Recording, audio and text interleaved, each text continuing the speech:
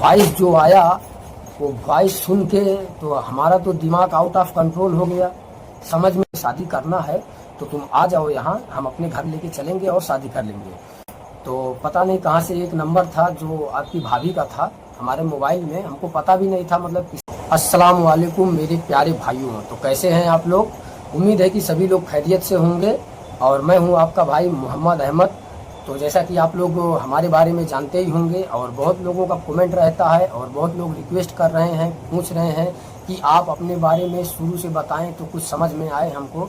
तो मैं आप लोग को इस वीडियो में बताने वाला हूं और ये हमारा वीडियो है पार्ट 1। यहाँ से हम स्टार्ट कर रहे हैं अपनी रियल लाइफ स्टोरी आप लोग के साथ शेयर करने के लिए।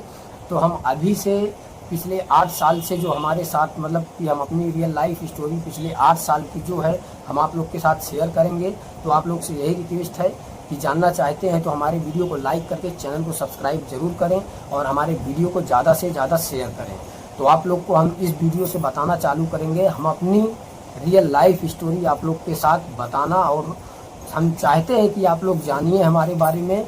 तो आप लोग जितना अच्छा वीडियो पे रिस्पॉन्स देंगे उतना अच्छा हम आप लोग के लिए उतना जल्दी पार्ट लाएंगे। ये हमारा पार्ट 1 है, नेक्स्ट पार्ट भी जल्दी ही आएगा। तो दोस्तों, मैं उत्तर प्रदेश इलाहाबाद का रहने वाला हूँ और गुजरात के एक कारखाने में मैं काम करता था आज से 7 साल पहले। ये उस वक्त उस महीने की बात है जिस महीने में हमको लव हुआ था आपकी भाभी से, जो है तो हमको मोहब्बत हुई थी, उस महीने की बात है। और वो महीना चल रहा था, दीपावली का टाइम चल रहा था दोस्तों। तो दिवाली के टाइम में जब छुट्टियां होती थी, कभी संडे के दिन छुट्टी होती थी, तो हम जहाँ भी पार्क में, गार्डन में, कहीं घूमने की जगह पे जाते थे तो सेल्फी वगैरह, फ़ोटो वगैरह लेते थे। तो हम अपने मोबाइल में रखते थे और हमारे व्हाट्सअप नंबर पे जितने लोग हमारे रिश्तेदार, यार दोस्त, रिश्तेदार जितने भी होते थे तो हम सभी के पास 2-4 अपनी फ़ोटो पिक्चर मतलब भेजते थे और डीपी लगाते थे, प्रोफाइल मतलब लगाते थे। तो पता नहीं कहाँ से एक नंबर था जो आपकी भाभी का था हमारे मोबाइल में, हमको पता भी नहीं था मतलब किसका नंबर है। तो जब मार्का लगा के सबके पास हम भेजते थे अपना फ़ोटो, तो आपकी भाभी जी का भी नंबर उसी में था, मार्का लगाया और 8 फ़ोटो जो है तो 8 हमारी पिक्चर्स इनके व्हाट्सअप में चली गई। तो 2 दिन के बाद उधर से एक वॉइस आता है। वॉइस जो आया वो वॉइस सुन के तो हमारा तो दिमाग आउट ऑफ कंट्रोल हो गया। समझ में तो नहीं आ रहा है कि मतलब वो वॉइस जो आया है उस वॉइस में बोला क्या जा रहा है, लेकिन सुन के हमारा मतलब एकदम फ्यूज उड़ गया कि मतलब ये बोल क्या रही है, कौन है ये, कौन से भाषा में बोल रही है। आप लोग सुनेंगे तो शायद आप लोग जो लोग जिसको मतलब बंगाली भाषा नहीं आता होगा और जो कभी नहीं सुना होगा उसको तो अजीब ही लगेगा। तो मतलब कलकत्ता वाली भाषा में आपकी भाभी जी बोलती हैं, तुम्ही के फोटो ओटो पोड़च्छी। तो हम तो सोचे यार ये क्या बोल रही हैं, तुम्ही के फोटो ओटो पोड़च्छी, मतलब इसका मतलब है, मैं तो अभी तो मालूम पड़ गया है, आप लोग को बता रहा हूँ, इसका मतलब है मतलब तुम कौन हो, फोटो ओटो भेज रहे हो, ऐसा बोली थी। तो उस टाइम पे तो हमको समझ में नहीं आया क्या बोल रही हैं वो तो समझ में नहीं आया, लेकिन आवाज़ जो था, आवाज़ सुन के इतनी प्यारी आवाज़ थी, आवाज़ के तो दीवाने हो गए हम। तो वहीं से हम सोचे कौन है, कैसे पता करें, क्या करें। ऐसा 2 दिन ऐसा चलता रहा। तो फिर एक दिन दिवाली नज़दीक आने वाली थी, 1 हफ्ता 10 दिन जैसा दीपावली बाकी था। तो और मतलब फ़ोटो वोटो भेजे हम, तो उधर से कुछ रिप्लाई नहीं आया। लेकिन एक दिन के बाद फिर ढेर सारा रसगुल्ला, मिठाई, पेड़ा, हैप्पी दिवाली इन एडवांस में ऐसा करके आया हमारे पास, मतलब कई सारा फ़ोटो हैप्पी दिवाली करके। तो हम देखे तो हम भी सेम टू यू कर दिए, हैप्पी दिवाली हम भी कर दिए। हम कहे चलो ठीक है, हैप्पी दिवाली इन एडवांस में करते हैं ना कुछ लोग, ऐसा मुबारकबाद।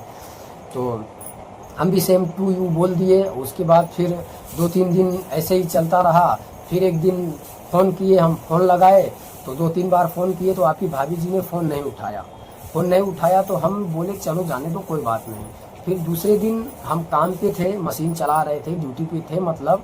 तो अचानक फ़ोन आता है तो मतलब कि आपकी भाभी जी को उस टाइम पे हिंदी बोलना नहीं आता था, ना के बराबर था। 100% में 10% हिंदी बोल पाती थी।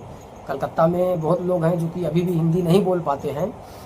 तो हमको आधा समझ में आया, आधा समझ में नहीं आया। 1 मिनट जैसा बात किए, उसके बाद हम बोल दिए ठीक है, हम 8 बजे छुट्टी होगा, उसके बाद हम फ़ोन लगाएंगे तो कुछ समझेंगे, कुछ बात करेंगे। तो आपकी भाभी जी ने बोला ठीक है, इतना बोल के फ़ोन काट दिए। तो हमारी 8 बजे छुट्टी होती है, उसके बाद हम जल्दी जल्दी कारखाना से निकलते हैं और रूम पे जाते हैं। और हमारे रूम पे 2 लोग और रहते हैं, हमारे चाचा का लड़का और एक हमारे मौसी का लड़का। तो हम उन लोग को बोलते हैं कि जाओ, जो भी कुछ सब्जी उब्जी लेके आना है लेके आओ, खाना बनाओ, आज हम खाना नहीं बनाएंगे। तो बोले ठीक है। तो उसके बाद वो लोग सब्जी उब्जी लेने गए और हम आराम से एक जगह पे, एकांत जगह पे बैठे और बैठ के फ़ोन लगाए तो आपकी भाभी जी ने फ़ोन नहीं उठाया। आपकी भाभी जी ने फ़ोन नहीं उठाया। तो हम सोचे क्या हुआ यार, फ़ोन नहीं उठाया। तो हम एक बार से दोबारा फ़ोन नहीं लगाए, हम कहे थोड़ी देर के बाद लगाएंगे। तो 5 मिनट बाद फ़ोन आया आपकी भाभी जी का, और आपकी भाभी जी अपने सहेली को लाइन पे ले लिया था, क्योंकि आपकी भाभी जी को बहुत कम हिंदी बोलना आता था और बहुत कम समझ में भी आता था। और इनकी जो सहेली थी उनको हिंदी बोलना भी आता था और समझना भी अच्छे से आता था। वो मतलब कि कलकत्ता से बाहर रह चुकी थी, इसकी वजह से। तो वो हमसे बात कर रही हैं और पूछ रही हैं कि तुमको नंबर कहाँ से मिला इनका। मैं बोला मेरे को नंबर नहीं मिला, हमारे मोबाइल में नंबर था और हम ऐसे ऐसे फ़ोटो वोटो भेजते थे तो इनके पास भी हमारा फ़ोटो चला गया। तो बोला नहीं तुम झूठ बोल रहे हो, सच सच बताओ। मैं बोला सच यही है और झूठ क्या है, इसमें कोई वो नहीं है। तो उनसे बात किया थोड़ी देर, और आपकी भाभी जी से भी थोड़ा थोड़ा बात हुआ। उनसे ज़्यादा बात होती थी क्योंकि वो हिंदी बोल लेती थी, उनसे बात करते थे और आपकी भाभी जी सुनती थी, क्योंकि उनको लाइन पे ले लिया था आपकी भाभी ने। तो उसके बाद ऐसे ही 2-3 दिन 4 दिन बात चलता रहा, कम से कम 10 दिन 15 दिन बात चलता रहा। धीरे धीरे मतलब कि लगाव बढ़ता गया। कहते हैं ना, रब ने बनाई जोड़ी चाहे कितना भी, जब ऊपर वाले ने जोड़ी बनाई है तो हम कहाँ गुजरात में रहते थे और आपकी भाभी जी कलकत्ता में। कहाँ से नंबर हमारे मोबाइल में आया, कहाँ से उनके मोबाइल पे नंबर पहुंचा, कहाँ से आया कोई पता नहीं, कुछ खबर नहीं। जो कि हम जहाँ पे काम करते थे, कई लोग हमारा मोबाइल लेके फ़ोन करते थे, अपने घर कहीं भी फ़ोन करते थे। तो हम कई लोग से पूछे ये नंबर जानते हो, तुम्हारी पहचान का है, ये नंबर जानते हो, तुम्हारी पहचान का है। तो सब लोग इनकार कर दिए, बोल दिए नहीं हमको नहीं पता किसका नंबर है, हम नहीं जानते हैं। और भाषा भी अजीब। और जब पूछे कहाँ से बोल रहे हैं तो बताए ये लोग कलकत्ता से। तब हम सोचे यार कलकत्ता से तो कोई रिलेशन नहीं है और हमारे साथ कलकत्ता का कोई काम भी नहीं करता है और हमारा मतलब कोई पहचान का भी कलकत्ता में नहीं रहता है, तो कहाँ से नंबर आ गया, कैसे हुआ। तो हम सोचे चलो ठीक है। तो ऐसे ही बात चलते चलते 15-20 दिन, 1 महीना बात चलते चलते दिवाली भी बीत गई, उसी बीच दीपावली भी बीत गई। उसके बाद फिर अचानक एक दिन हम मतलब बहुत ज़्यादा इमोशनल हो गए थे और बोले आपकी भाभी जी को कि हम आपसे प्यार करते हैं। तो आपकी भाभी जी ने फ़ोन काट दिया। तुरंत हम 2 बार फ़ोन लगाए, आपकी भाभी जी ने फ़ोन रिसीव नहीं किया। तो फिर हम नहीं लगाए फ़ोन, खाना वाना खाए, सोए। सुबह में 7 बजे फ़ोन आया आपकी भाभी जी का, और आपकी भाभी जी बोल रही हैं कि मेरा मामा का लड़का समझ के मैं तुमसे बात करती हूँ। मैं सोचा मेरे मामा का लड़का हो, तुम सच बताओ कौन हो। मैं बोला मैं तुम्हारा मामा का लड़का नहीं हूँ, मैं यूपी का हूँ और गुजरात में रहता हूँ। मैं ऐसे ऐसे काम करता हूँ, ऐसा मतलब घर से दूर रहता हूँ, यूपी में गांव है मेरा और गुजरात में रहता हूँ। तो बोली ठीक है। तो 5 मिनट 10 मिनट थोड़ा बात हुई ऐसे, फिर उसके बाद फिर हम ड्यूटी चले गए। फिर शाम को बात होती है, फ़ोन लगाते हैं, बात होती है, सुबह शाम ऐसे थोड़ी बात होती थी। फिर हम इससे फ़ोटो मंगाए, हम कहे अपना एक फ़ोटो भेजो, अपना मतलब फ़ोटो। तो बोलती है मेरे पास फ़ोटो नहीं है। मैं बोला मोबाइल है, तुम्हारे मोबाइल से फ़ोटो खींचो। तो मोबाइल से फ़ोटो खींचना भी नहीं आता था, क्योंकि इसको 1-2 महीना हुआ था मोबाइल मिला था। इनके जीजा दिए थे मोबाइल चलाने के लिए, क्योंकि घर पे अकेली रहती थी। तो इनको फ़ोटो खींचना भी नहीं आता था। इनको फिर मैं बताया ऐसे देखो कैमरा चालू करो और यहाँ से फ़ोटो खींचो। तो अपना फ़ोटो खींच के भेजा इसने, आपकी भाभी ने फ़ोटो दिया, फ़ोटो देखा। उसके बाद ऐसे ही 1 हफ्ता तक बात होते होते फिर आपकी भाभी जी को भी प्यार हो गया और हम दोनों लोग मतलब शादी करने का बात तक आ गई। तो हम बोले कि हमसे शादी करना है तो तुम आ जाओ यहाँ, हम अपने घर लेके चलेंगे और शादी कर लेंगे। तो बोली ठीक है। तो ये तो प्लान बना के चांदनी आपकी भाभी जो है तो घर से निकल गई।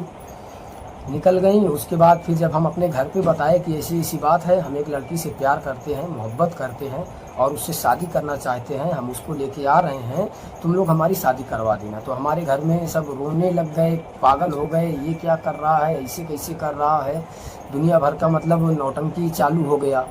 तो हम आपकी भाभी जी को फ़ोन किए, हम कहे एक काम करो, रुक जाओ, मैं गाँव जा रहा हूँ, अपने गाँव पहले मनाता हूँ उनको, उसके बाद फिर मैं तुमको बताता हूँ। तो चांदनी आपकी भाभी बोल रही हैं कि मैं तो घर से निकल गई हूँ, 2 घंटा 3 घंटा हो गया था।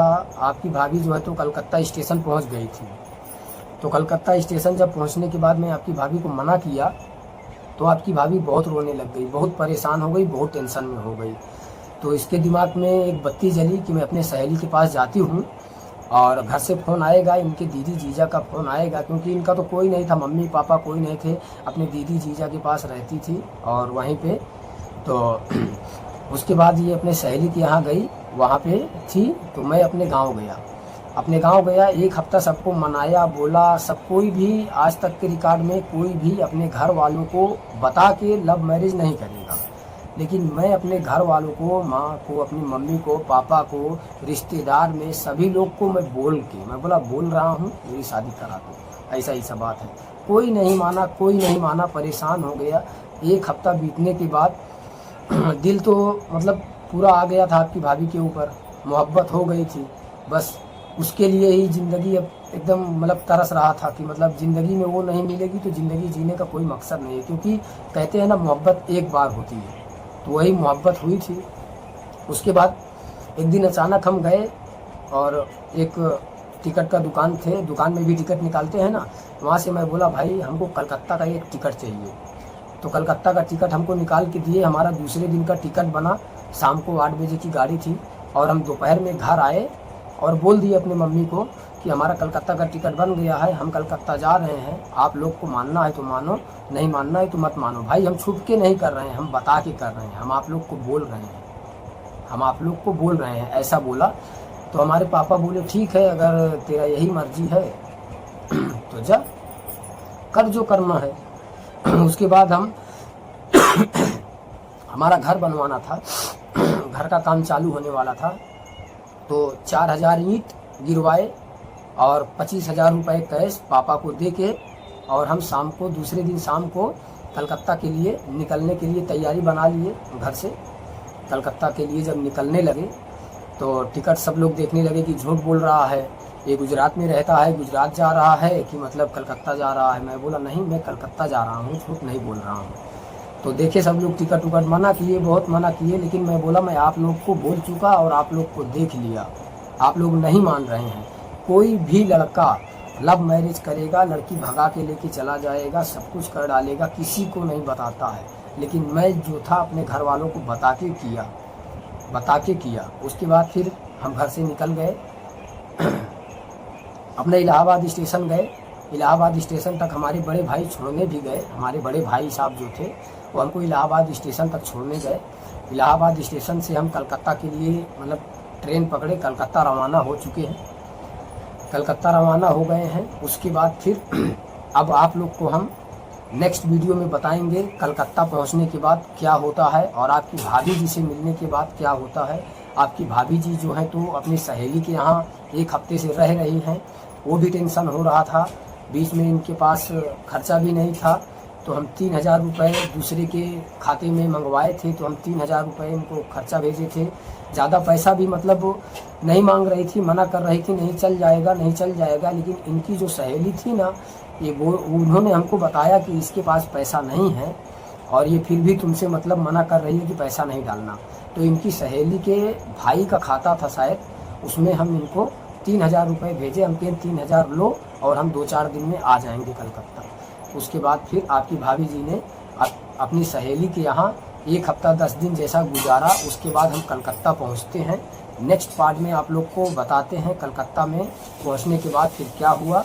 पार्ट 1 है ये हमारा, और पार्ट 2 देखने के लिए आप लोग से रिक्वेस्ट है वीडियो को लाइक करके चैनल को सब्सक्राइब ज़रूर करें और हमारे वीडियो को ज़्यादा से ज़्यादा शेयर करें।